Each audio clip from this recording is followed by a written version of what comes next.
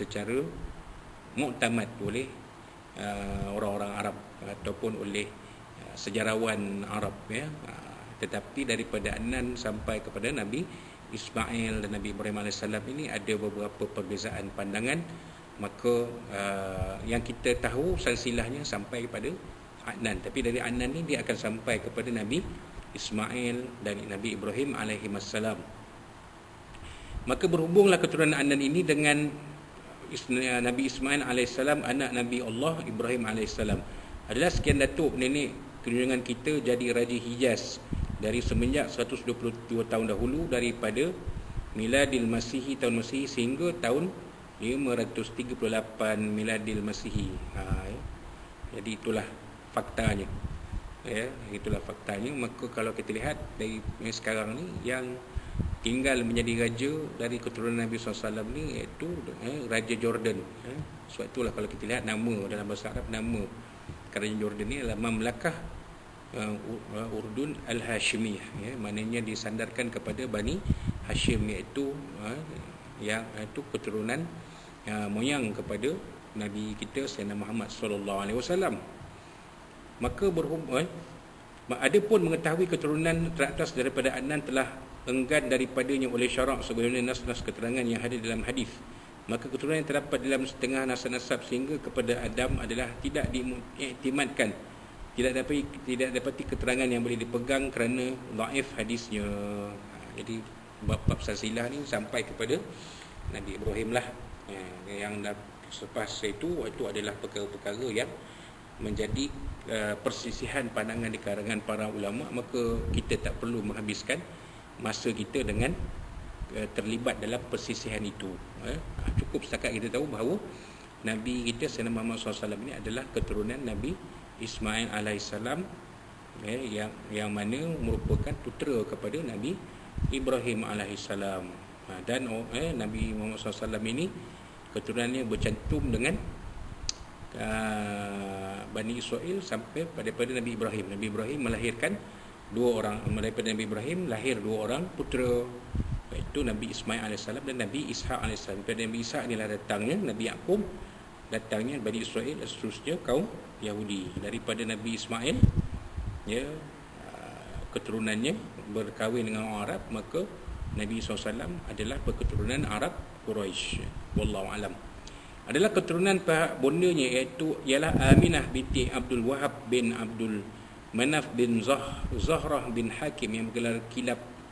Ini sebagaimana keturunan pihak ayahandanya. Adapun Abdul Manaf ini bukan Abdul Manaf yang pada keturunan ayahandanya. Maka jadilah bersatu keturunan pihak ayahandanya pada datuk yang bernama Hakim yang bergelar Kilab itu.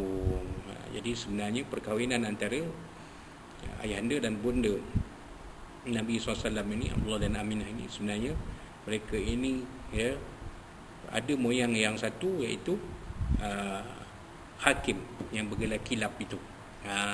Kan, ya, wallahu a'lam. Jadi dalam kitab ni ada diterangkan silsilahnya secara pecahannya, yang mana tuan-tuan boleh lihat nanti, ya, kalau dicari silsilah keturunan Nabi SAW ni dalam petanya dalam Google, insyaAllah kita akan jumpa, insyaAllah. Baik, kemudian yang ketiga, diputerakan junjungan kita, Nabi Muhammad SAW pada waktu subuh hari Isnin 12 hari bulan Rabiul Awal bersamaan 20 April tahun itu 571 Masihi. Keadaannya yatim, lagi lahir, lagi fakir. Jadi faktanya Nabi SAW dilahirkan pada 12 Rabiul Awal tahun gajah. Ya, kerana sebut tahun gajah kerana tidak berapa lama sebelum Nabi SAW dilahirkan berlakunya peristiwa, Abrahah menyerang kota Mekah kerana ingin meruntuhkan Kaabah. Abrahah bersama tentera-tenteranya yang bergajah. Dan peristiwa ini dirakamkan oleh Allah SWT dalam surah Al-Fil yang kita biasa baca sebagai salah satu dari surah lazim di dalam sembahyang kita, dalam solat kita, kan? Ya, jadi dilihat kiraan tahun Masihinya ialah 20 April tahun 571 Masihi. Ini bermakna hampir 600 tahun selepas Nabi Isa AS dilahirkan, barulah dilahirkan Nabi Muhammad SAW. Maknanya jaraknya itu jauh. Antara Nabi Isa dengan Nabi Muhammad SAW jaraknya hampir 600 tahun. Maka jarak 600 tahun ini disebut oleh setengah ulama sebagai zaman fitrah, kerana antara kedua waktu ini tidak ada Nabi lain yang diutuskan kepada manusia.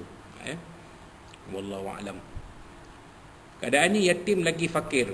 Kenapa dikatakan yatim? Kerana ayahandanya Abdullah wafat pada usia Nabi 2 bulan dalam kandungan ibunya. Jadi ini diceritakan oleh Syekh Ja'far Al-Barzanji dalam kitab Barzanji yang masyhur itu. Maka dipelihara akan dia oleh Allah SWT dan dikayakan serta dijaga oleh Allah SWT akan perjalanannya dan sopan santunnya, sehingga jadilah baginda seorang muda yang berperangai baik dan memberi kelebihan dan sifat yang sempurna, yakni maruah dan mulia lagi pemurah, berani dengan sebaik-baik tingkah laku serta benar dan amanah, dan tiada padanya kejahatan dan kelakuan yang cacat, sehingga sahlah bahawa diperhadapkan yang dipadankan kepadanya dengan firman Allah SWT, a'udzubillahi minasyaitonir rajim, wa innaka la'ala khuluqin azim, surah azim. Mafhumnya bahawa kamu ini wahai Muhammad sesungguhnya berperangai dengan perangai yang mulia.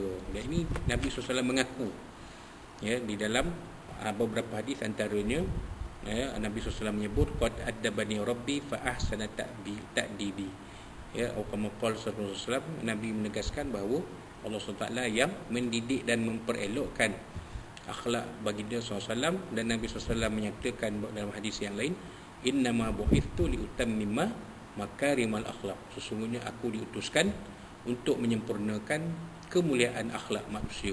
Maknanya dengan Nabi diutuskan sebagai seorang Nabi, seorang Rasul kepada manusia, maka akhlak Nabi yang mulia ini menjadi contoh kepada manusia sekaliannya. Jadi manusia yang paling berakhlak mulia di atas muka bumi ini ialah Nabi Muhammad SAW. Mana datangnya akhlak mulia Nabi SAW ni? Dari hasil didikan Allah Subhanahu wa taala. Kemudian yang keempat, tempat diputerakan baginda di dalam negeri Makkatul Mukarramah, dan di Mekah juga jadikan baginda Rasul tatkala umur baginda 40 tahun, dan duduk baginda di Mekah selama 13 tahun. Berpindah ke Madinatul Munawwarah, dan di Madinah tempat makamnya. Baginda di Madinah selama 10 tahun. Jumlah umurnya sehingga wafat 63 tahun.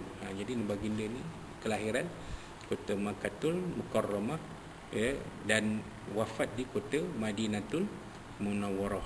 Jadi kita semua tahu bahawa Nabi SAW menyampaikan Islam di Mekah selama 13 tahun, berhijrah ke Madinah kemudiannya, dan berada di kota Madinah selama 10 tahun, dan baginda wafat pada usia 63 tahun. Wallahu a'lam. Kemudian yang kelima, hal kenabiannya dan kerasulannya, ialah kesudahan sekalian nabi-nabi dan rasul-rasul, dan keadaan syariat yang itu memansuhkan, yakni membatalkan syariat-syariat rasul-rasul yang dahulu, serta kekal syariatnya sehingga hari kiamat. Dan ini diakui oleh Nabi SAW. Nabi menyatakan dalam sebuah hadis yang kita baca pada awal tadi, la nabiyya wala rasulah ba'di, tidak ada nabi dan tidak ada rasul selepasku, kata Nabi SAW. Dan syariat yang dibawa oleh Nabi SAW ini adalah syariat yang akan kekal sehingga ke hari kiamat. Sesatunya, kalau syariat nabi-nabi lain, apabila syariat nabi berikutnya, rasul berikutnya datang, maka syariat termansuh dengan sendirinya. Tapi apabila datang syariat nabi kita, Sayyidina Muhammad SAW ni, syariat itu akan kekal sampailah ke hari kiamat. Malah Nabi Isa AS pun apabila turun ke dunia nanti, baginda pun akan mengikuti syariat Nabi Muhammad sallallahu alaihi wasallam. Wallahu alam. Kemudian yang keenam, perjalanan baginda. Perjalanan baginda terlalu banyak, tetapi perjalanan yang wajib diketahui serta beriman ialah perjalanan Isra' dan Mi'raj yang dijalankan Nabi Muhammad SAW pada malam Isnin 27 Rajab, setahun sebelum hijrah daripada Mekah ke Baitul Maqdis, dan daripadanya dinaikkan pula kepada segala tingkat langit yang 7 sehingga kepada Sidratul Muntaha. Diterangkan Sidratul Muntaha. Nama tempat susulan satu yang naik ke atas dari bawahnya, dan tempat susulan satu yang turun ke bawah dari pihak atasnya. Dan munajat kepada Allah. Di sana diterima fardu sembahyang sebenarnya yang wajib ke atas setiap mukallaf mengerjakannya setiap waktu. Jadi kita semua tahu bahawa kita sekarang berada dalam bulan Rajab, bulan